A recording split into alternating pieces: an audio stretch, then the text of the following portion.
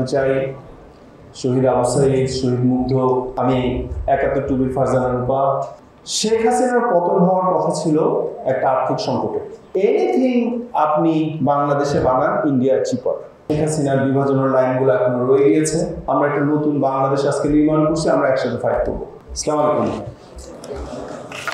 আমি এই পোডিয়ামে এসে সবার প্রথমে কৃতজ্ঞতা জানাতে চাই শহীদ আবু সাঈদ, শহীদ মুগ্ধ এবং লিস্টেড ৮০০ শহীদ, নাম না জানা আমার একটা ক্যালকুলেশনে প্রায় ২,০০০ শহীদ, ১২,০০০-এর উপরে এখনো নিখোঁজ এবং আরো হাজার হাজার যারা আহত হয়েছেন তাদের কাছে আমি কৃতজ্ঞতা জানাতে চাই। হাজার হাজার অ্যাক্টিভিস্ট যাদেরকে আমি চিনি।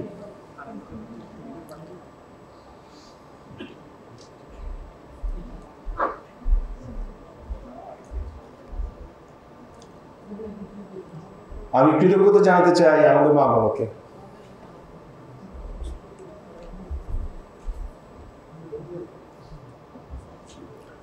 আমি আমাদের সমাজে আমাদের ছাত্ররা আমরা যে আশা ছেড়ে দিয়েছিলাম, আমি তাদের কাছে কৃতজ্ঞতা জানাতে চাই। আমি ৭১ টুবির ফারজানা রূপা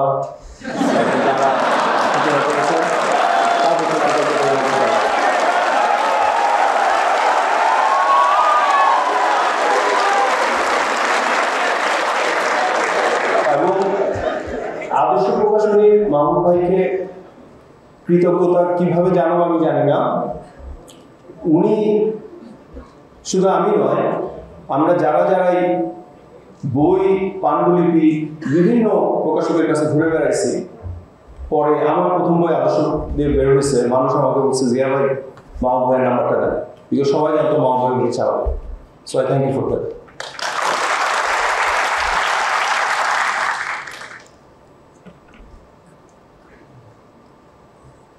এই বাংলাদেশ, এই রাজনীতি, এই যে আন্দোলন, এটা সফল হওয়ার একমাত্র কারণ শেখ হাসিনা বাংলাদেশের যে ডিভিশনের লাইনগুলো তৈরি করছিল, সেই ডিভিশনের লাইনগুলো ভেঙে বৈষম্যের বিরুদ্ধে যে আন্দোলনটা ছাত্ররা দাঁড় করাইছে।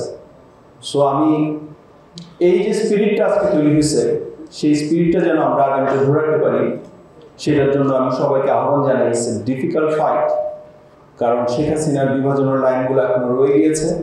কিন্তু আমাদের আজকে নতুন একটা বাংলাদেশ তৈরি করতে হবে, যেখানে আমরা শহীদ আবু সাঈদ এবং শহীদ মুগ্ধ এদের স্পিরিটকে আমরা নতুন চেতনা হিসাবে দেখব, নতুন বাংলাদেশের আকাঙ্ক্ষা হিসাবে দেখব। এইটা আমার সূচনা। আমি মূল আলোচনায় প্রবেশ করছি।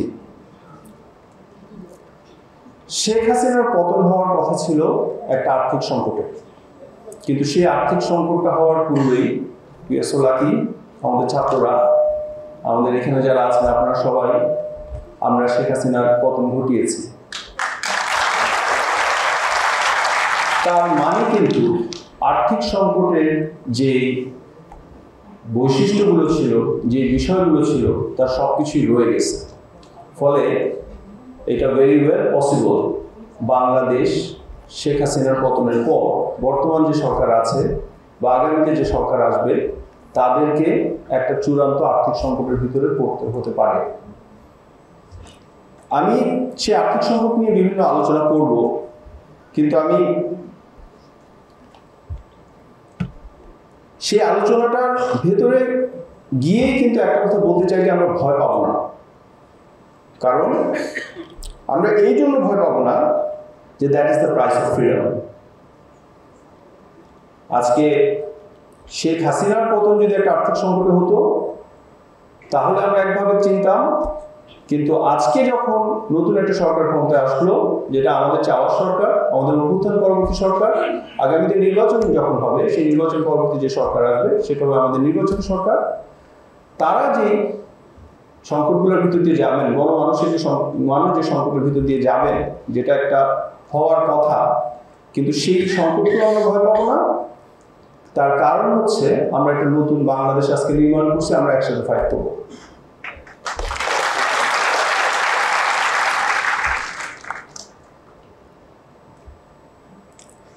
আমি গল্পটা আবার মাহমুদ ভাইকে নিয়ে শুরু করতে চাই। বাংলাদেশের অর্থনীতির যে ট্র্যাজেক্টরিটা মূলধারার অর্থনীতিবিদরা বা ইভেন ওয়ার্ল্ড ব্যাংক IMF বয়ান আমরা দেখেছি 5% 6% গ্রোথ, যেটা শেখ হাসিনার উন্নয়ন ন্যারেটিভের প্রধান কাঠামো ছিল, সেইটা নিয়ে আমার ব্যক্তিগত প্রথম প্রশ্নটা শুরু হয় 2012-13 সালের দিকে, যখন আমি স্ট্যান্ডার্ড চার্টার্ড ব্যাংকে চাকরি করি।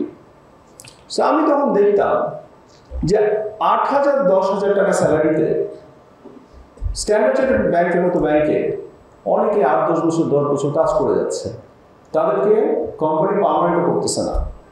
অনেকে ব্যাংকে বিয়ে করছে শুধুমাত্র একটা স্ট্যান্ডার্ড চার্টার্ড ব্যাংকে রয়ে গেছে, স্ট্যান্ডার্ড চার্টার্ড ব্যাংকে একটা ট্যাগ লাগায় সোসাইটিতে একটা বিয়ে করবে। সো এই ধরনের রিয়ালিটি যখন আমি দেখতেছিলাম, আরো কিছু দেখতেছিলাম, তখন আই স্টার্টেড কোয়েশ্চেনিং যে আমি যেটা দেখতেছি আমার লিভিড এক্সপিরিয়েন্স, সেইটার সাথে আমাদের উন্নয়নের বয়ানের এত ফারাকটা কেন। এবং সেই ফারাকগুলো নিয়ে আমি লেখালেখি শুরু করি, এবং সেই অভিজ্ঞতাগুলোর ভিতরে যাইতে যাইতে আমার একটা হাইপোথিসিস হচ্ছে, যেটা আমার উন্নয়ন বিভ্রম 1 বইটাতে আমি খুব ডিপলি অনেক ডেটা দিয়ে অ্যানালাইজ করে দেখিয়েছি, যে 2013-14 এই সময় অর্থনীতি একটা ডিগ্রোথ, একটা কন্ট্রাকশনের ভিতর দিয়ে গেছিল বিভিন্ন ঘটনায়। এবং আমার ধারণা ছিল যে কন্ট্রাকশনটা চলতেছে। আমি 2015-তে বেরিয়ে আসি ব্যাংক থেকে। তো 2016 সালে আমার অ্যাকচুয়ালি আমার উন্নয়ন বিভ্রমের পাবলিশ হওয়ার কথা। তো বইটা পাবলিশ হয়নি। আমি পাবলিশিং এর পরে আমি কিছুদিন পরে মাহমুদ ভাইকে বললাম, মাহমুদ ভাই আপনার এই বছর সেলস কেমন ছিল? বলল সুপার সেলস। বলে কি, অর্থনীতির অবস্থা তো অনেক খারাপ দেখতেছি। আমাদের অর্থনীতির মধ্যে আমাদের অনেক ডিলিউশন কাজ করে। আমরা যখন অ্যানেকডোট দিয়ে দেখি, চোখের সামনে দেখি, এর বাইরে অর্থনীতি অনেক স্ট্রিম থাকে। তো পরবর্তীতে যখন আমি 2019-এ আমার বইটার পাণ্ডুলিপি বইটা লেখা শুরু করলাম, এবং আমি স্টার্টেড লুকিং ইনটু ডেটা, আমি দেখলাম আনবিলিভেবল। 2015 থেকে অনেকগুলো ডেটা এভাবে যাচ্ছিল, এভাবে উঠে গেছে। তো আমি নিজেকে প্রশ্ন করলাম, শেখ হাসিনা উন্নয়ন কি, মানে আসলে কি উনি কিছু দিচ্ছে কিনা। আমি তো উদাহরণ দিই, মোটরসাইকেলের সেলস ট্র্যাডিশনালি 1 লাখ 1.5 লাখ, এটা 2015-তে হঠাৎ উঠে গেল 3.5 লাখ, 2014-তে 4.5 লাখ। ইন্ডিয়াতে, বাংলাদেশে আমার নাম্বারসগুলো একটু ভুল হতে পারে, মেমোরি থেকে বলতেছি, অ্যাভারেজে যে 1 লাখ 1.5 লাখ, 2015-তে হঠাৎ হয়ে গেল এটা 2 লাখ, তারপর হচ্ছে 3.5 লাখ। এই ধরনের আমি খুব ইম্পর্টেন্ট একটা ডেটা দেখি যে আমাদের গমের আমদানি, কারণ গম যেহেতু বাংলাদেশে খুব উৎপাদন হয় না, এটার আমদানি দিয়ে বোঝা যায় যে বিভিন্ন জিনিসের কনজাম্পশন কম বাড়তেছে। সো সেটাও দেখলাম হাট করে রাইজ করে গেছে। সো আমি তখন নিজেকে প্রশ্ন করা শুরু করলাম যে এই গ্রোথের ড্রাইভারটা কি। কারণ বাংলাদেশের গ্রোথের ট্র্যাডিশনাল যে ড্রাইভারটা আছে RNG এবং রেমিটেন্স, এই দুটো মেজারেবল, ডেটা দুটো সলিড, কোনো মিথ্যের ডেটা নাই।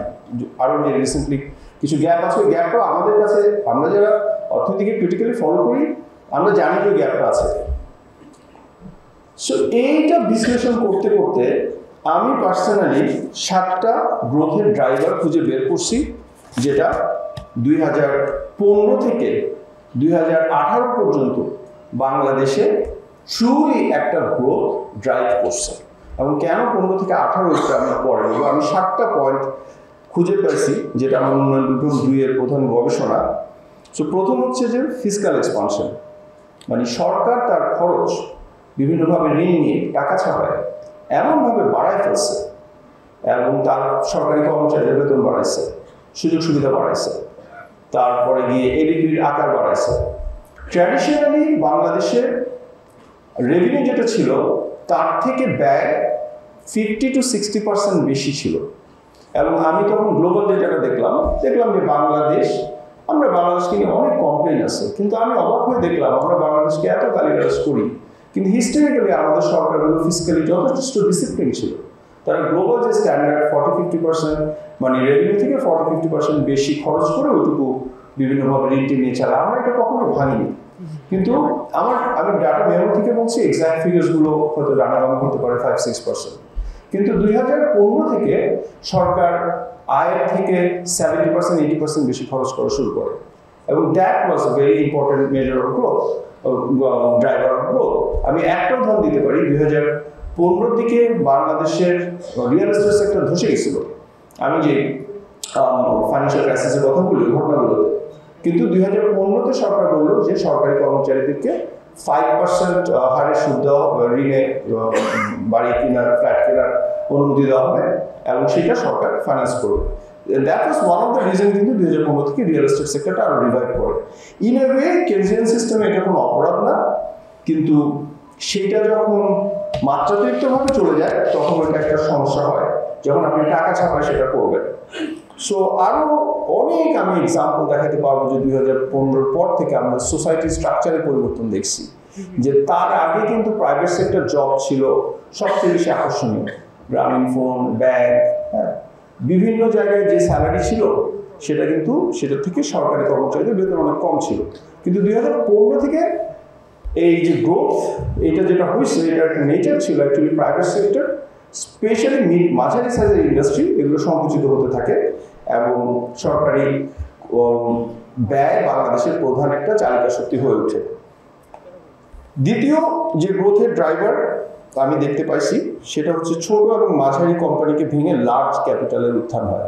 আমার উন্নয়ন বিভ্রম একে আমি ডিটেইলভাবে দেখাইছি যে এই ছোট মাঝারি সাইজের কোম্পানিকে ভেঙে লার্জ ক্যাপিটালের আবির্ভাব হওয়ার পেছনে বেশ কিছু রেগুলেশনস আছে এবং সরকারের চিন্তাটাই ছিল যে আমি বড় কিছু অলিগারকে তৈরি করব, তারা আমাদেরকে ফাইন্যান্সিয়াল ব্যাকিং দিবে, সেই ফাইন্যান্সিয়াল ব্যাকিং এর মাধ্যমে আমি আমার সরকারকে টেকে রাখতে পারবো। ছোট বা মাঝারি সাইজের কোম্পানিরা এদেরকে স্কুইজ করে তাদের থেকে অর্থ পাওয়া মুশকিল।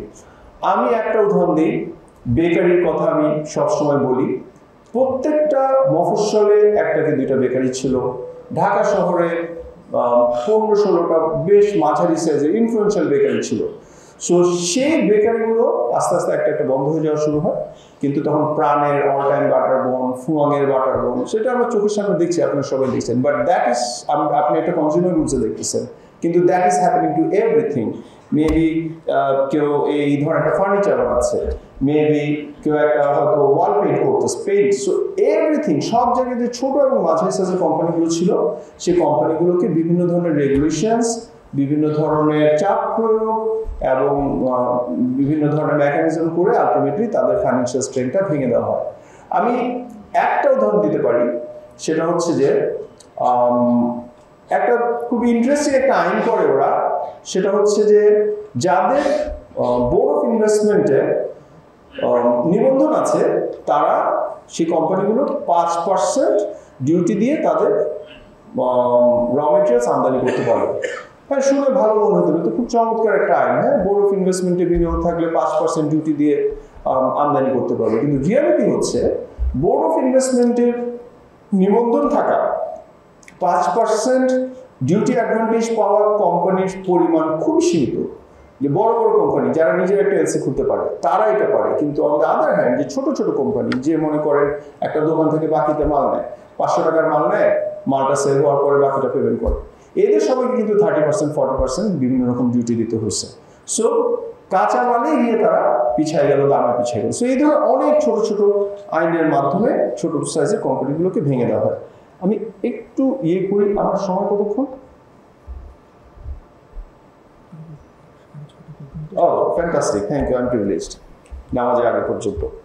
So that was one of the thing. And second হচ্ছে, তৃতীয় হচ্ছে নেগেটিভ সুদের হার।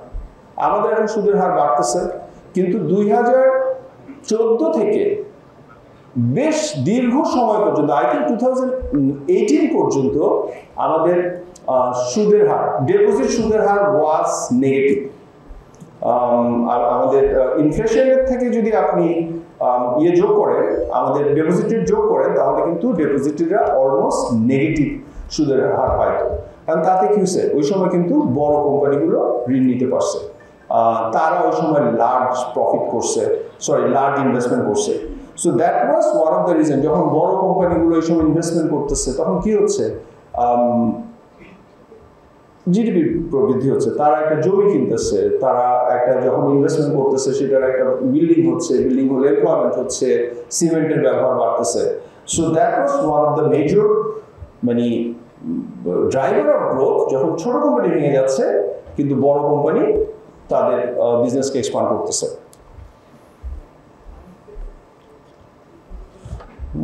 That's good, thank you. So চতুর্থ ড্রাইভার অফ গ্রোথ হচ্ছে খেলাপি রেট।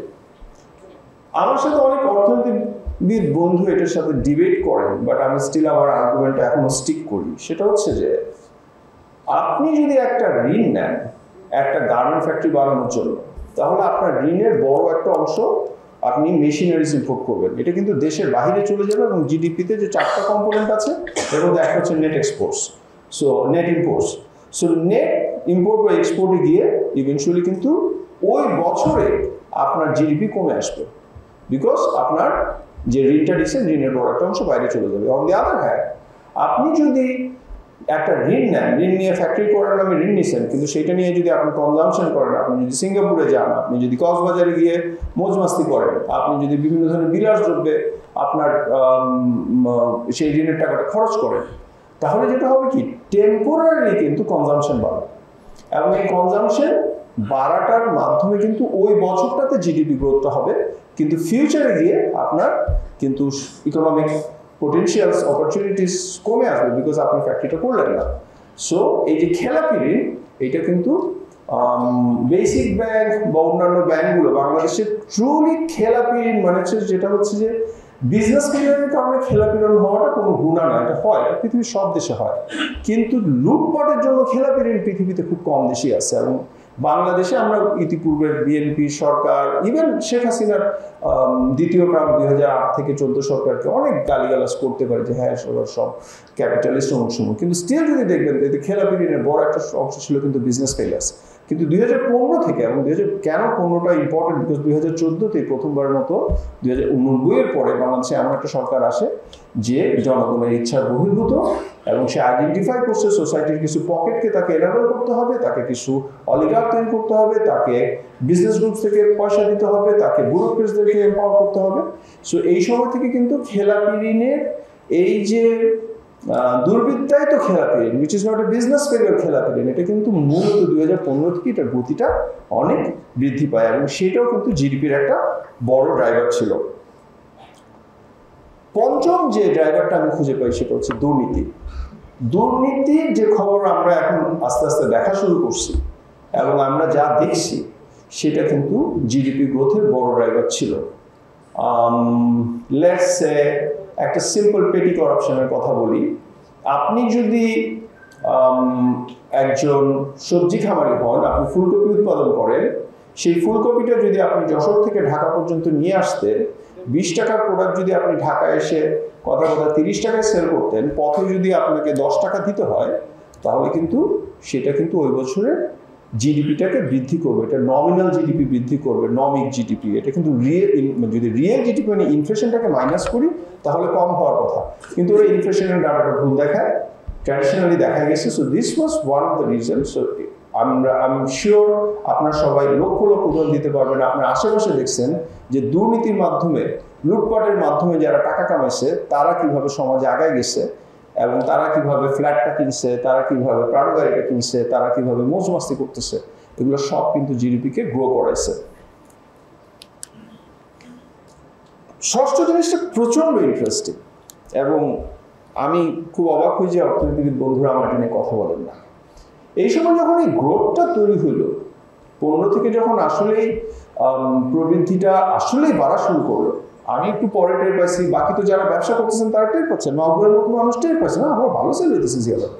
হ্যাঁ, and then it is a signal যে বাংলাদেশ, যার পার ক্যাপিটা কনজাম্পশন প্রত্যেকটা আইটেম অনেক কম, আপনি নেপালের সাথে কম, নেপালের থেকে হয়তো একটু বেশি থাকবে, আপনি এটা ক্যারোসিন বলেন, সিমেন্ট বলেন, পেইন্ট বলেন, ফুটবল বলেন, পার ক্যাপিটা কনজাম্পশন প্রত্যেকটা আইটেমে very low. So lot of business people were thinking যে আমরা বোধহয় রিয়েলি গ্রোথ ড্রাইভারে পা দিলাম, যে আমাদের পার ক্যাপিটা যেহেতু লো, তাহলে আমি যদি থাইল্যান্ডের মানে পৌঁছে যাই তাহলে তো আমার অনেক সামনে কনজাম্পশন, আমার এই সেলস বাড়বে, সো আমার ক্যাপাসিটি বাড়বে। সো এই গ্রোথের এবং এই শেখ হাসিনার যে উন্নয়নের প্রোপাগান্ডা, এটা কিন্তু অনেককে বিভ্রান্ত করছে। এই বিভ্রান্তি কিন্তু এখনো যায় নাই, এবং আমি বলবো আমার অর্থনীতিবিদ বন্ধুরা তাদের বড় অংশের এখন সেই ঘোরটা যায় নাই যে এই গ্রোথের ড্রাইভারগুলো কোনোটাই সাস্টেনেবল ছিল না। ব্যবসায়ীরাও কিন্তু সেটা বুঝেন নাই। আমি খুব স্পষ্ট একটা এক্সাম্পল দিতে পারি, সিমেন্ট খাতে এক্সাক্ট নাম্বারস বলতে পারবো না, বাংলাদেশে যদি অ্যানুয়াল সিমেন্টের কনজাম্পশন হয়ে থাকে 50,000 টনস, জাস্ট র্যান্ডমলি বলছি, কিন্তু সিমেন্টের ক্যাপাসিটি তার থেকে 1.5 গুণ বেড়ে গেছে, এবং যেটা অ্যাকচুয়ালি প্রয়োজন নেই। আপনার যে ন্যাশনাল আপনার ক্যাপাসিটি আছে, মানে কনজাম্পশন আছে, তার থেকে আপনার 20 to 30% বেশি থাকাই এনাফ। হ্যাঁ, কিন্তু প্রায় 1.5 গুণ 2 গুণ বেশি বিনিয়োগকারীরা ইনভেস্ট করছে, থিঙ্কিং বাংলাদেশের পার ক্যাপিটা কনজাম্পশন কম, আমরা গ্রোথ ড্রাইভারে পা দিছি, ফলে আমার আগামীতে আমার সেলস বাড়বে। এবং it also became A growth driver, because তারা অনেক এক্সেস ক্যাপাসিটি তৈরি করছে। যখন তারা এক্সেস ক্যাপাসিটি করছে, তারা তখন একটা জমি কিনছে, একটা বিল্ডিং বানাইছে, একটা ফ্যাক্টরি বানাইছে, সেখানে লোকজন কাজ করছে, টেকনিশিয়ানরা কাজ করছে। So that was actually very important growth driver. সপ্তমটা আমি বেশি লম্বা করবো না, সেটা হচ্ছে সার্ভিস সেক্টর এক্সপানশন। আমার মনে হয় আমাদের এখানে যারা আছেন তারা সবাই টের পাবেন, মানে আমরা যে কনজিউমার গুডস বা এইসব বিভিন্ন জিনিস খরচ করি, এটা খরচ কত বাড়ছে। কিন্তু আপনি খেয়াল করবেন, আপনার ডাক্তারের খরচ অনেক বেড়ে গেছে, আপনার মেডিকেলের খরচ অনেক বেড়ে গেছে, আপনার শিক্ষার খরচ অনেক বেড়ে গেছে। সো এইটা কিন্তু সার্ভিস সেক্টরের এই যে ইনফ্লেশনটা যেটা হয়েছে 2014 পর থেকে, সেটা কিন্তু একটা বড় গ্রোথের ড্রাইভার ছিল। সো এই যে ফান্ডামেন্টালস ছাড়া ড্রাইভারগুলোর উপর ভিত্তিতে 2015 পরে যে এক্সপানশনটা হলো, এইটার একটাই পরিণতি, সেটা হচ্ছে যে আপনার কস্ট অফ ডুইং বিজনেস এবং আপনার কস্ট অফ লিভিং বেড়ে গেছে। এবং এর ফলে যেটা হচ্ছে, 3-4 বছরের মধ্যেই বাংলাদেশের অর্থনীতি আর কম্পিটিটিভ নাই। আমি কেন আজকে গণঅভ্যুত্থানের পরবর্তী অর্থনীতির রূপান্তরের আলোচনায় আগে সংকটের প্রকৃতিটা আলোচনা করছি, যে আমরা যদি সংকটের প্রকৃতিটা না বুঝি, এখন আমরা সামনে কোন সংকটে পা দিব এটা বুঝতে পারবো না। সো আমাদের যখন কস্ট অফ ডুইং বিজনেস এবং আমাদের কস্ট অফ লিভিং বেড়ে গেল এবং বাংলাদেশ লিটারালি আনকম্পিটিটিভ হয়ে গেল। এনিথিং আপনি বাংলাদেশে বানান, ইন্ডিয়া চিপার। এনিথিং। বাংলাদেশের চিনির দাম হচ্ছে 140 টাকা বা সামথিং, ইন্ডিয়াতে মাত্র 60 টাকা, চায়নাতে দেখেন আরো কম। বাংলাদেশে আপনি যদি একটা ক্যালকুলেটর প্রডিউস করতে চান, সেটা আপনাকে 5000 টাকা লাগবে, আপনি চায়নাতে এটা বানান 50 টাকায় বানিয়ে দেবে। সো এখানে আপনি বলতে জিয়া ভাই তো অনেক নলেজ এবং টেকনিক্যাল ইনপুট আছে। আপনি একটা নর্মাল ফ্যাক্টরি ধরেন, আপনি যে একটা বেকারি দিবেন, এই বেকারি সিম্পল একটা বেকারি, কিন্তু হাইটেক কোনো কিছু নেই, আপনি একজন টেকনিশিয়ান নিয়ে এসে করতে পারবেন। এইটা একটা মাঝারি সাইজের বেকারি দিতে আপনার এখানে 2 কোটি টাকা লাগবে, ইন্ডিয়াতে বা নেপালে বা পাকিস্তানে আপনি তার 1/3 প্রাইসে করতে পারবেন। সো এই যে আমাদের কস্ট অফ লিভিং এবং কস্ট অফ ডুইং বিজনেসটা বেড়ে গেল, এইটার কারণে কিন্তু বাংলাদেশের অর্থনীতি আনকম্পিটিটিভ হয়ে গেছে। আমাদের কিন্তু এখন আর শুধুমাত্র সস্তা শ্রমের লোভে এফডিআই আসতেছে না। আমাদের গত কয়েক বছরে আমরা গ্রিনফিল্ড এফডিআই, মানে হচ্ছে যেগুলো আমাদের দেশে যে অর্থনৈতিক সক্ষমতা আছে সেটাকে ব্যবহার করার জন্য যে ইনভেস্টমেন্টগুলো হয়, এইটা পৃথিবীর lowest FDI two GDP ratio.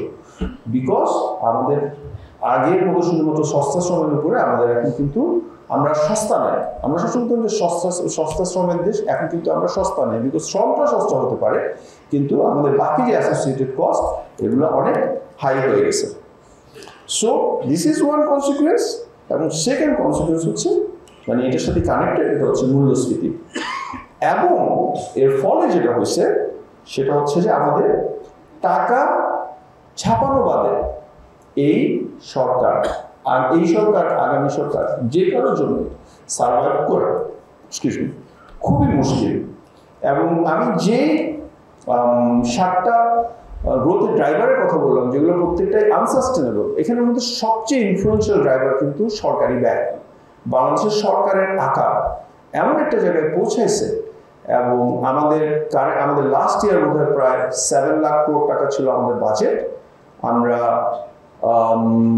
না, গত বছর বোধহয় আমি নাম্বারসগুলোর কিছু ভুল হতে পারে, 6.6 লাখ কোটি টাকা ছিল আমাদের বাজেট। আমাদের গত বছরের আয় ছিল বোধহয় অ্যারাউন্ড 3.3 লাখ কোটি টাকা, এবং এর বাকি অংশটাকাই তাদেরকে হয় টাকা ছাপাইতে হবে, নইলে ব্যাংকিং সেক্টর থেকে ঋণ নিতে হবে। এখন ব্যাংকিং সেক্টর থেকে ঋণ নিতে হলে তো ব্যাংকিং সেক্টরের এত পরিমাণ লিকুইড নাই, তাহলে কি করতে হবে? আপনি কোনো না কোনোভাবে আপনাকে টাকা ছাপাইতে হবে, এবং টাকা ছাপাইলে বা যেটা হবে সেটা হচ্ছে মূল্যস্ফীতি। সো বাংলাদেশের গণঅভ্যুত্থান পরবর্তী অর্থনীতির পরিণতি হচ্ছে either we are looking at a very high inflation or degrowth. আপনি হাই ইনফ্লেশন থেকে বাঁচতে পারবেন, সেটা কিন্তু সরকার টাকা ছাপানো বন্ধ করতে হবে। সরকার যদি টাকা ছাপানো বন্ধ করে তাহলে কিন্তু অথবা সরকারকে আপনার উপরে ডিউটির ভার বাড়ায় দিতে হবে। হ্যাঁ, সো ডিউটির ভাড়ার কদ্দূর বাড়াবে, তখন দেখা যাবে যে আমাদের অর্থনীতির একটা সূত্র আছে, সেটাকে হচ্ছে যে আপনাদের একটা নির্দিষ্ট পরিমাণের উপরে যদি ডিউটি বাড়ানো হয় তাহলে ওই সেক্টরটা শ্রিঙ্ক করে, ফলে সেটা একটা পর্যায়ের উপরে বাড়াতে পারবে না। ফলে রিয়ালিটি যেটা দাঁড়াইছে সেটা হচ্ছে যে আমাদের আগামীতে আমরা এমন একটা বাংলাদেশে তাকায় আছি 2 to 3 ইয়ার্স টাইমলাইনের মধ্যে, হয় আমাদের উচ্চ মূল্যস্ফীতি হবে, নয় আমাদের ডিগ্রোথ করে উচ্চ মূল্যস্ফীতিটাকে থামাইতে হবে। আই মাস্ট সে, আমি যে আলোচনাটা করছি এটা কিন্তু একটা হেটেরোডক্স আলোচনা। আমাদের ট্র্যাডিশনাল অর্থনীতিবিদরা অনেকে আমার চিন্তাটা এগ্রি করেন না, কিন্তু আমি আমারটা বলবো। সো এই অবস্থায় what kind of crisis we are looking at?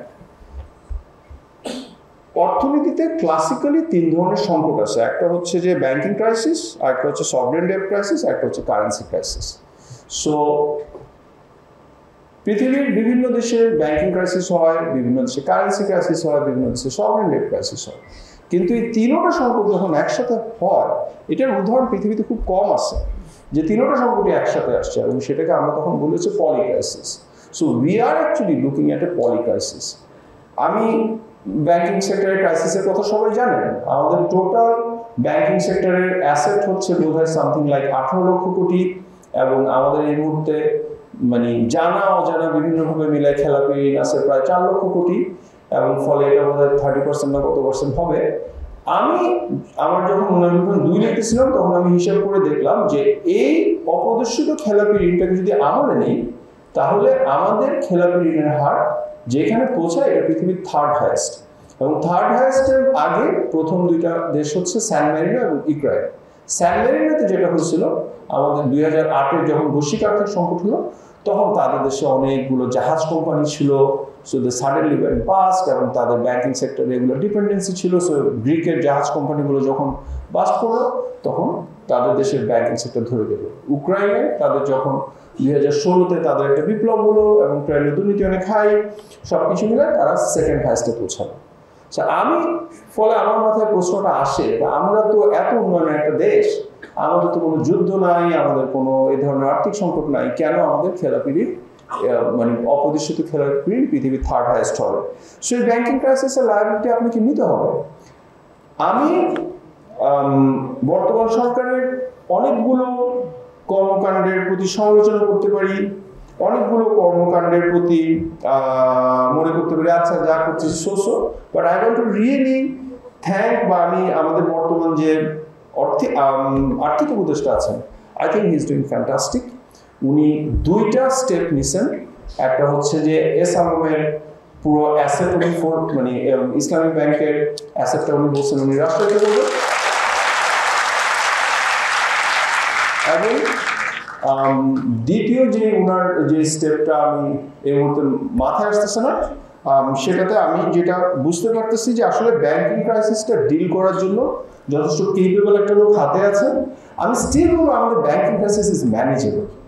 হ্যাঁ, বিকজ দেখেন এই কথার কথা শুনবেন না, ব্যাংকিং সেক্টরে আমরা 4 লক্ষ কোটি টাকার কথা বলি।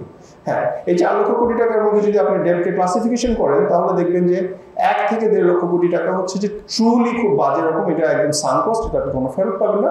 ইউ ক্যান অ্যাকচুয়ালি সে এই অর্থটা অর্থনীতি অ্যাবজর্ব করে নিচ্ছে। কিন্তু সরকার যখন চোখের পলকে 50,000 কোটি টাকা বাড়ায় দিচ্ছে, আপনি চিন্তা করে দেখেন নাম্বারসের দিকে কিন্তু ব্যাংকের থেকে সরকারের হঠাৎ করে দায়গুলো অনেক বেশি। হ্যাঁ, সো আমি ব্যাংকিং ক্রাইসিস নিয়ে আমি আশাবাদী। এই ক্রাইসিসটা আমাদের আগামীতে যে কনভার্সনটা আসবে এটা ডিপেন্ড করবে লিডারশিপ এবং ডিসিশন মেকিং এর উপরে। আমার বর্তমান গভর্নর এবং বর্তমান যে আর্থিক উপদেষ্টা আছেন তার উপর পূর্ণ আস্থা আছে যে they will do it very well. Regarding sovereign debt crisis, আমরা কিন্তু অনেক আগে থেকেই বলে গেছি যে আমাদের ডেট, আমাদের অ্যানুয়াল যে সার্ভিসিং করতে হয় সেটা আহামরি কিন্তু বেশি না। তাহলে আমাদের সংকটটা কেন? আমরা আমাদের প্রায় $100 বিলিয়ন বর্তমানে ডেট পোর্টফোলিও, আমাদের জিডিপির আকার বোধহয় প্রায় $450 বিলিয়ন, সো 30%-এর মতো ডেপ্টে গিয়ে এইটার সার্ভিসিং এর বড় একটা অংশ কিন্তু long term world banking IMF এর। সো আমাদের ডেপ্ট সার্ভিসিং এ এখন আমরা প্রায় $4 বিলিয়ন মতো করছি, which came as a surprise। আমরা ভাবছিলাম $2.5 বিলিয়ন করি, গত বছর প্রায় 30% বেশি পেমেন্ট করতে হয়েছে। বাট স্টিল সার্ভিসিং এর জায়গায় আমরা আহামরি কোনো সংকটে নাই। কিন্তু স্টিল আমি কেন বলতেছি আমরা একটা সভরেন ডেট ক্রাইসিসের দিকে আসি, এবং এই কথাটা আমি আজকে থেকে 2 বছর আগে বলে গেছি যে হ্যাঁ, অর্থনীতিরা বলতেছেন আমাদের যে অ্যানুয়াল যে সার্ভিসিং ডেট সার্ভিসিং করতে হবে বৈদেশিক মুদ্রা তো বেশি টাকা না, কিন্তু আমাদের রিজার্ভ করতেছে কেন? সো এখানে একটা খুব ক্রিটিক্যাল আন্ডারস্ট্যান্ডিং আছে, খুবই সহজ কিন্তু আলোচিত হয় না। সেটা হচ্ছে যে আমাদের ডেপ্টের বড় একটা অংশ কিন্তু আমাদের আমদানিতে, আমাদের ইম্পোর্টে যায় প্রত্যেক বছর। আপনি শুনে অবাক হবেন, আমরা কিন্তু $25-30 বিলিয়ন ঋণ নিই আমদানি করার জন্য। সো এই আমদানি করতে আমাদেরকে যে ঋণ নিতে হয় এটা কিন্তু $2.5-3 বিলিয়ন না, 25-30 বিলিয়ন। এটা আমরা যখন নেই সাথে সাথে আবার পরিশোধ করতে থাকি, হ্যাঁ, এটা অনগোয়িং। সো সেই আমদানিতে গিয়ে কিন্তু আমাদের ডেপ্টের একটা সংকট তৈরি হয়েছে, এবং সেটার কারণে আমাদের রিজার্ভটা কমে আসছে, এবং ইট ইজ এ বিগ কনসার্ন। আমাদের অর্থনীতির যে আকার আছে সেই আকারের একটা অর্থনীতিতে আমাদেরকে মিনিমাম অ্যানুয়াল যদি $70 বিলিয়ন, এটা আমার একটা মডেলিংয়ের একটা হিসাব, তার মানে হচ্ছে প্রায় $5.5 বিলিয়ন যদি মান্থলি আপনি আমদানি করতে না পারেন, তাহলে আপনার বিভিন্ন ধরনের সংকট হবে, আপনি বিভিন্ন জিনিসের আমদানি করতে পারবেন না।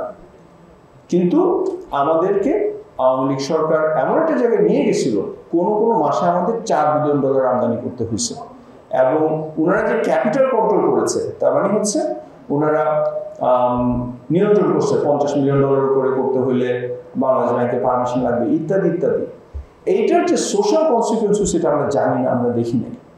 কিন্তু আমরা এখানে যারা আছি, আমরা সমাজের মানুষ, আমরা অর্থনীতিবিদ না, গুড ফর আস, আমরা কিন্তু দেখতে পাচ্ছি আমাদের ভাই বন্ধু পরিজন যারা ব্যবসা করে তারা বিভিন্ন পণ্য আমদানি করতে পারতেছে না। আমাদের ইলেকট্রিসিটি, গ্যাস যেটা আমদানি করার কথা এটা আমদানি করতে না পারার কারণে আমাদের প্রোডাকশন হচ্ছে না। আদানির কাছে আমাদের এখন $800 মিলিয়ন দায় হয়ে গেছে।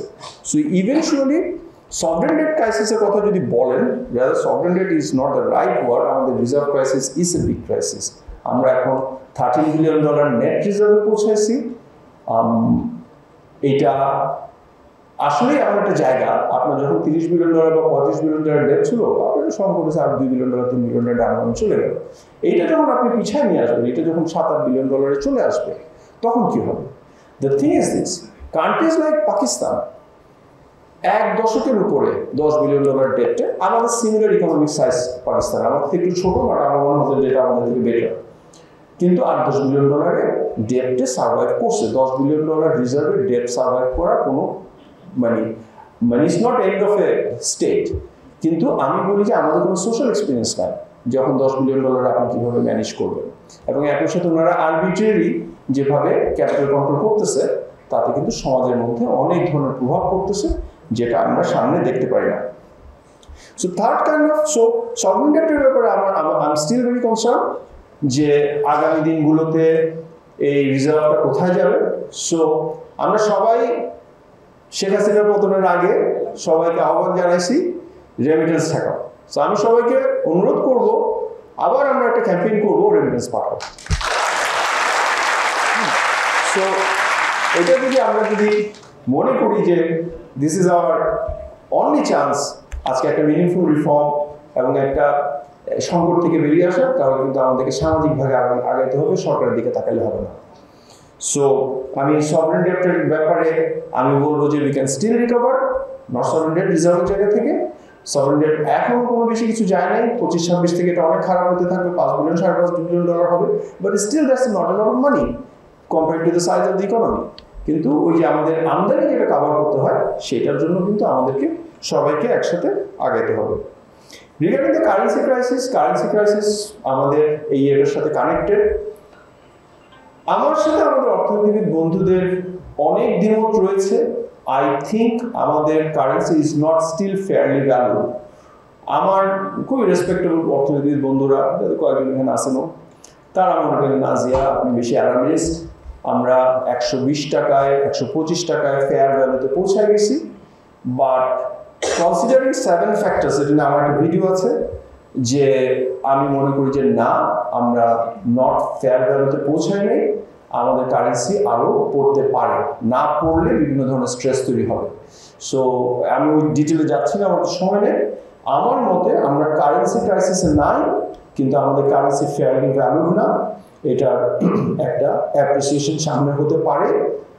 এটার consequence very high, because currency যদি অ্যাপ্রিসিয়েটেড হয় সেটার সাথে সরাসরি আপনার মূল্যস্ফীতিতে প্রভাব পড়বে, আপনার জিনিসপত্রের দাম বেড়ে যাবে।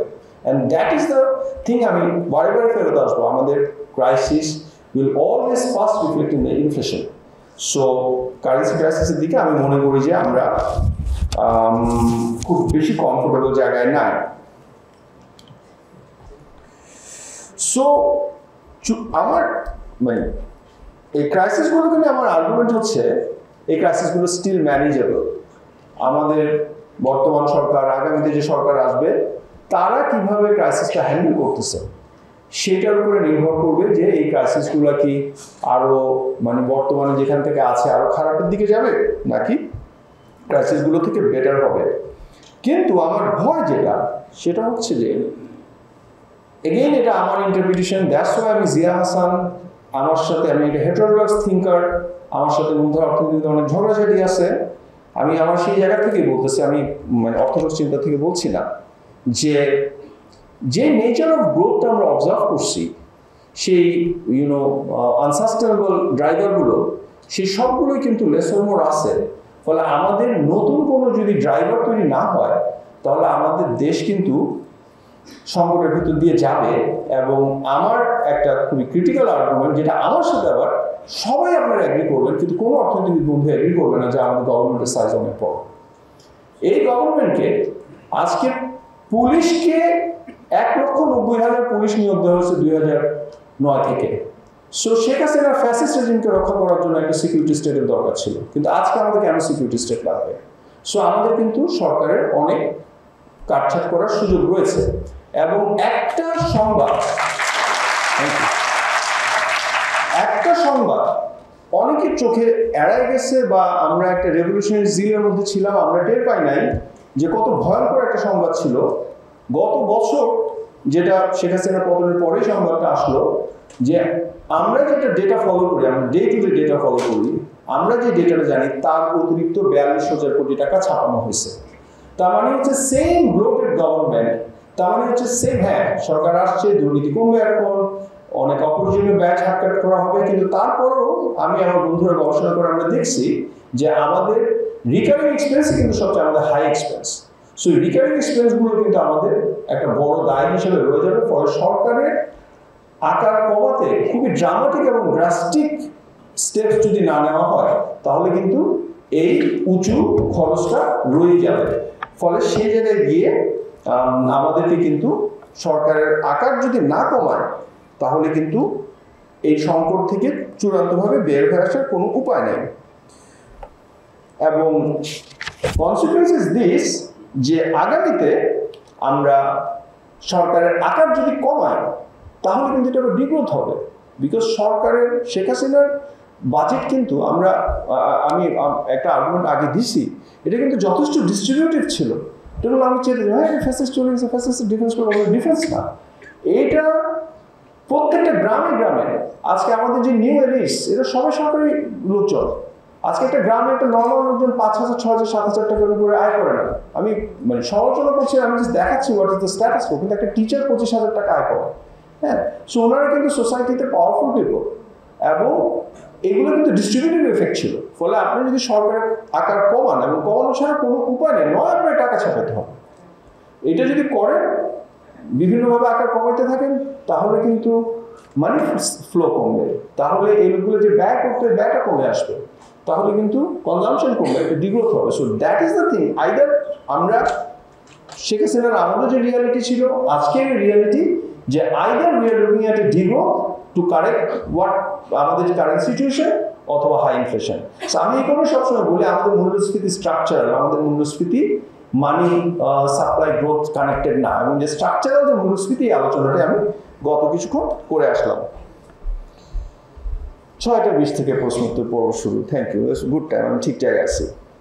সো এই জায়গায় আমার মানে আমাকে অনেকে বলছে যে আপনি খালি প্রবলেমের কথা বলেন, সমাধানের কথা বলেন না। সো আমি এই কারণে I force myself to come with some solutions. সেটা হচ্ছে যে আমি 4টা সলিউশন বলবো না, আমি 4টা দরকারি জিনিস রেকমেন্ড করি। সো একটা হচ্ছে যে আমাদের যে রেন্টারিং স্ট্রাকচারটা আছে এটাকে ভেঙে কম্পিটিটিভ ক্লায়েন্টিলিজম তৈরি করতে হবে। What do I mean by that? কঠিন ইংলিশ মনে হলো, গতকালকে প্রথম আলোতে একটা রিপোর্ট দেখলাম যে বরিশালের মেহেন্দিগঞ্জে ইজারা ঘাট, মাছের মহাল, এগুলো সবকিছু আগে ছিল আওয়ামী লীগের দখল, এখন বিএনপি লোক দখল করে নিয়ে গেছে। হ্যাঁ, তো এটা একটা রেন্টিয়ারিং স্ট্রাকচার। হ্যাঁ, ওখানে কিন্তু গ্রোথ হয়। যে লোকটা কিন্তু মাছের মহালটা থেকে সে চাঁদা নিছে, সে কিন্তু স্থানীয় এরিয়াতে সে খরচ করতেছে, ওখানে কিন্তু গ্রোথ হয়, ইনফ্লেশন হয়, কিন্তু একই সাথে সাথে মানে গ্রোথ হয়। এগেন এটা nominal growth, not real growth, but real inflation data is ভুয়া। সো সেই রেন্টিয়ারিং স্ট্রাকচার ভাঙা, এইটা কিন্তু আমাদেরকে বর্তমান সংকট থেকে বের করে নিয়ে আসতে পারে। এর ফলে যেটা হবে, এই রেন্টিয়ারিং স্ট্রাকচারকে ভাঙবে সরকার যদি আসলে ওনারশিপ নেয় যে না, আজকে বরিশালের মেহেন্দিগঞ্জের মাছের ঘাট, মাছের মহাল, বালু মহাল, এগুলো সরকার কারেক্ট একটা কন্ট্রাক্টের মাধ্যমে ডিস্ট্রিবিউট করবে, তাহলে কিন্তু সরকারের আয় বাড়বে, রাইট? এবং সেখানে একটা কম্পিটিটিভ একটা এনভায়রনমেন্ট তৈরি হবে, সেখানে কিন্তু কস্টটা কমে আসবে, রাইট? এখনের মতো কেউ মানে গলায় চাপা দিয়ে বলি, যেটা রেন্টকে আমি বাংলায় বলেছি গলায় চাপা দেওয়া অর্থনীতি। গলায় চাপা দিয়ে যার জায়গা আছে, আমার এখানে পার হতে হলে সরকারকে আমি 500 টাকা দিচ্ছি, আর স্থানীয় আওয়ামী লীগকে 500 টাকা দিচ্ছি, আমি আরো 1000 টাকা দিব, সেটা হবে না। সেখানে গিয়ে আমাদের কস্ট অফ বিজনেস কমে আসবে, কস্ট অফ লিভিং কমে আসবে, এবং সরকারের আয় বাড়বে। So that is the first thing. এভাবে কিন্তু প্রত্যেকটা জায়গায় লেয়ারে এই রেন্টারি ইনফ্রাস্ট্রাকচার শেখ হাসিনা তৈরি করে গেছে। এটাই ছিল ওনার ফ্যাসিস্ট এই রাষ্ট্র ক্ষমতা টিকায় রাখার প্রধান টুলস। এখন সেই টুলসটা যদি আজকে আওয়ামী লীগের জায়গায় বিএনপি টেক ওভার করে, এটা আমার কোনো লাভ নাই। সো আজকে সরকারকে শক্ত হয়ে এই রেন্টারি ইনফ্রাস্ট্রাকচার ভাঙতে হবে, এবং তাকেই ওনারশিপ নিতে হবে। এর ফলে সরকারের আয় বাড়বে, এবং একই সাথে আমাদের কস্ট অফ বিজনেস এবং কস্ট অফ লিভিং কমবে। এটা হচ্ছে আমার প্রথম পরামর্শ। দ্বিতীয়টা হচ্ছে যে আইটেম ধরে ধরে সরকারের আকার কমাতে হবে। এবং আমি এখানে একটা ফ্রেমওয়ার্ক বলি যে আমাদের 2014 সালে সরকারের আয় এবং ব্যয়ের যে রেশিও ছিল, সেই রেশিওতে ফেরত যাইতে হবে। সো আপনার যদি আয় থাকে 3,30,000 টাকা, আপনি যদি তারপরে 50% অধিক খরচ করতে হবে। এমন কথা, আমি এই ধরুন মেন্টাল ম্যাথে কাটা। সো 30, 1.5 লাখ, মেরিটেন 4.5 লাখ রাফলি। আপনি 7 লাখ টাকা খরচ করতে পারবেন না। আপনি সূত্র মেলে ফার্স্ট ভাইবে ভালোভাবে রিসার্চ আছে, ফার্স্ট ভাই দেখাইছে এগুলো সব সূত্র মেলে একটা হিসাব করে প্রত্যেক বছর নো, আপনি যে আয় করবেন আপনার ওইটার থেকে আপনি 50% খরচ করবেন, দ্যাট ইজ স্টিল লস। অথবা যদি আমি ওই চিন্তা কাঠামোকে ভেঙে বলে দিই 1 টাকাও ছাপায় খরচ করতে পারবেন না, তাহলে আপনি খরচ অটোমেটিক কমাতে হবে, রাইট? সো দ্যাট ইজ আমার সেকেন্ড পরামর্শ, যে সরকার টাকা ছাপায় 1 টাকা খরচ করতে পারবে না, তাকে ট্রেজারি থেকে ব্যাংকের থেকেই তাকে বন্ড এবং বিলের মাধ্যমে টাকা দিতে হবে, তখন তাকে কমপ্লিট করতে হবে। সো সেটা হচ্ছে আমার সেকেন্ড পরামর্শ। আমার তৃতীয় পরামর্শ হচ্ছে যে ল অ্যান্ড অর্ডার ইমপ্রুভ করতে হবে। সো আমি যতটা সুযোগ পাইছি আমি কথাটা বলছি, আমি আবার বলব, বাংলাদেশে গত ছাত্র আন্দোলনের পরে আওয়ামী লীগকে যথেষ্ট মাইন দেওয়া হয়নি।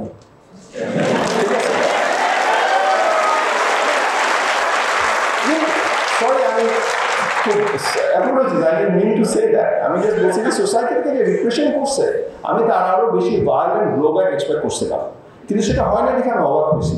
আমি চাই তাদের কাঠামোগতভাবেই আইনের মাধ্যমে শাস্তি দেওয়া হোক, কিন্তু যেটা আমি অবজার্ভ করছি সোসাইটির বা আন্দোলন যারা করছে তাদের complete anger was directed towards police, because this police তারা প্রত্যেকটা এলাকায় টর্চার চেম্বার তৈরি করছিল।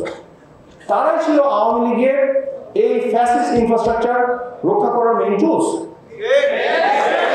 এই কারণে 80% আমি সেসব পুলিশের যারা প্রাণ হারাইছেন, I feel sorry for them and for their family, আমি মনে করি এটা ঠিক হয়েছে, কিন্তু আমি যে সোসাইটি কিভাবে তার অ্যাকশনটাকে ড্রাইভ করছে সে আওয়ামী লীগকে যথেষ্ট শাস্তি দেয় নাই, কিন্তু সে পুলিশের 80% থানা পোড়ায় দিচ্ছে। তার মানে হচ্ছে যে এই পুলিশ ছিল বাংলাদেশের সবচেয়ে বড় সন্ত্রাসী। আমাকে কয়েকজন আমার বন্ধু still have Awami League friends বলছে যে অর্থে দেখো কি অবস্থা, এখন পুলিশ আসে নাই, এখন যদি ডাকাতি হয় এই হয় সে হয় কি হবে। তখন কিন্তু মানে এখন তো পুলিশ ব্যাক করছে, তখন ব্যাক করে নাই। দেখো বাংলাদেশের সবচেয়ে বড় সন্ত্রাসী ছিল পুলিশ। আজকে যে পুলিশ নাই এসে পেটে আমাদের আইনশৃঙ্খলা উন্নতি করছে। I will fight my last beat যদি এই পুলিশ আগে মেকানিজমে ফেরত আসে। আমাদের ল অ্যান্ড অর্ডার ইমপ্রুভ করতে হবে, এই পুলিশ তার সন্ত্রাসী মেকানিজমে ফেরত যেতে পারবে না। আমাদের এখানে আজকে আনিক ভাই নাই, such a beautiful character। আনিক ভাই, আমি ফার্ম ভাই আড্ডা দিছিলাম, আনিক ভাই একটা সুন্দর অ্যানেকডোট বলছিল, and I want to recommend that। আনিক ভাই বলছিল ব্রিটিশ আমলে পুলিশ হাফ প্যান্ট কেন করতে জানেন? যে পুলিশ হাফ প্যান্ট করতো যেন তারা, এখনকার পুলিশের গায়ে ভেস্ট, হাতে অস্ত্র, সো ইউ ফিয়ার দ্যাট। কিন্তু তখন জানতো যে সে সমাজের মধ্যে যাইতে হবে, তার ডিফেন্সলেস। I want that ডিফেন্সলেস police. এবং আমাদের এখানে যারা আমার জেনারেশনে, দে উইল রিমেম্বার, আমরা আজকে থেকে 20 বছর আগে পুলিশকে ঠোলা রাখতাম। I want that right back. আমি পুলিশকে ঠোলা রাখতে চাই, আমি সেই পুলিশ চাই না। এবং that is connected to the solution যেটা আমি ফোকাস করছি, যে আমার 3 নম্বর পয়েন্ট, যে আমাদের এই সন্ত্রাসী নিপীড়ক সোসাইটিকে রিপ্রেস করা পুলিশ বন্ধ করতে হবে। এবং একই সাথে ভাই আমাদের মধ্যে খারাপ লোক আছে, রাইট? উই নিড পুলিশ, আমাদের পুলিশিং দরকার, কিন্তু একটা আইডিয়াল পুলিশ, মোটামুটি আইডিয়াল আমাদেরকে এস্টাবলিশ করতে হবে। এইটা যদি না করেন আমি হাজার ইকোনমিক প্রেসক্রিপশন দিতে পারবো, লাভ হবে না। অ্যান্ড দেন কেন এটা ইম্পর্টেন্ট? এইটার ফলে middle size economy, middle size company যারা পুলিশকে সেই পরিমাণ ভাড়া দিতে পারে না, চাঁদাবাজি দিতে পারে না, তারা কিন্তু আবার ব্যাক করবে। বিকজ এই পুলিশকে নিয়ে বড় বড় কোম্পানিগুলো তারা কন্ট্রাক্টগুলো তাদের এক একটা জায়গায় তাদের যে ডমিনেশন করা দরকার ওটা ম্যানেজ করছে। কিন্তু আজকে যখন একটা মানে মিনিমাম সব মিনিমাম মানে ব্যালেন্স করা একটা পুলিশ ফেরত আসবে, তখন কিন্তু মিডল সাইজ কোম্পানিগুলো রাইজ করবে। সো আমার ফোর্থ এবং ফাইনাল পরামর্শ দিস, আমার 2 মিনিট আছে, সেটা হচ্ছে যে আমাদেরকে সেই সকল আইন, সেই সকল নিয়ম ব্যাংকিং সেক্টরে সেই ধরনের মেকানিজম তৈরি করতে হবে যেন আমাদের মিডল সাইজ কোম্পানিগুলো বড় হতে পারে। অনেকে বলেন যে বড় কোম্পানি ভেঙে দিতে হবে, আমি না, increase the size of the pie. আমাদের 2014 পরে যেটা হয়েছে সেটা হচ্ছে বাংলাদেশের বিগত 50 বছরে বাংলাদেশকে আমরা যতই সমালোচনা করি, কিন্তু আমি দেখছি চট্টগ্রামে কালার স্টোরের মতো একটা দোকান, যে দোকানটা ছিল সিম্পলি একটা গ্লোরিফাইড জেসি মোড়ের মুদির দোকান, it has become a large conglomerate. That is the strength of the society. আমি কালার স্টোরে তারা কি দুর্নীতি করে আমি জানি না, আমি নিজের চোখে দেখছি। আজকে যে টিকে, আজকে যে বড় বড় পিএইচপি, সকল গ্রুপে দেখেন এরা কিন্তু ছোট সাইজ কোম্পানি ছিল, কিন্তু গত 10 বছরে কোনো বড় কোম্পানি আসেনি। সব হচ্ছে সামিট, এইসব মানে এই সরকারের সাথে ব্যবসা করার কোনো ক্যাপিটালিজম করা, হ্যাঁ, চোর ব্যাপারগুলো এক্স্যাক্টলি। সো আমি সেই মেকানিজমটা ফেরত চাই, যেই মেকানিজমে অনেক ছোট ছোট স্টার্ট আপ আসবে, এই ছোট ছোট স্টার্ট আপের মধ্যে হয়তো 50% ধসে যাবে, তার থেকে আবার মাঝারি সাইজের কোম্পানি আসবে, তার থেকে আবার বড় সাইজের কোম্পানি আসবে। যেটা বাংলাদেশের বিগত 8-10 বছরের সংকট ছিল, যে মাঝারি সাইজের কোম্পানিগুলোর বড় হওয়ার রাস্তা ভেঙেছিল। আরএমজিতে আমাদের দেখেন 8-10 বছরে আপনি নতুন কোনো গ্রুপের নাম শুনবেন না, কিন্তু একটা সময় কিন্তু ধারাটা ছিল। সো এই ধারাটা ফেরত আনতে। সো আমি আমার আলোচনা এখানে শেষ করব। আমি 4টা পয়েন্ট বললাম, যে রেন্টিয়ারিং যে ইনফ্রাস্ট্রাকচার, এটাকে ভেঙে কম্পিটিটিভ ক্লায়েন্টেলিজম স্টাবলিশ করতে হবে, আইটেম ধরে ধরে সরকারের আকার কমাতে হবে, ল অ্যান্ড অর্ডার ইমপ্রুভ করতে হবে, এবং পুলিশকে ঠোলা বানাইতে হবে, এবং আমাদেরকে মিডল সাইজের কোম্পানিকে বড় হওয়ার জন্য যে আইনি মেকানিজম, যে আপনার ব্যাংকিং এর রেগুলেশন দরকার, সেটা করতে হবে। সো আমার বক্তব্য এখানে শেষ। এরপর আমি প্রশ্ন উত্তর পর্ব নেব। 1 minute. What I want to say that this will be a chaotic days. হ্যাঁ, আমাদেরকে একটা ডিফিকাল্ট টাইমের জন্য ওয়েট করতে হবে। আমাদের টাফ টাইমস আর হ্যাঁ, but this time with together. আমাদের জাহিদ ভাই যেটা বলছেন যে আমরা এই স্টেজটা অন করতে পারিনি। আমি ক্রিকেটের ভয়াবহ ভক্ত ছিলাম, আমি ক্রিকেট দেখা বন্ধ করে দিয়েছি আজকে 8 বছর হলো। হ্যাঁ, তো আমরা এই স্টেজটা অন করতেছি, এই সংকট আমরা একসাথে ফাইট করবো, অ্যান্ড ইউ উইল উইন।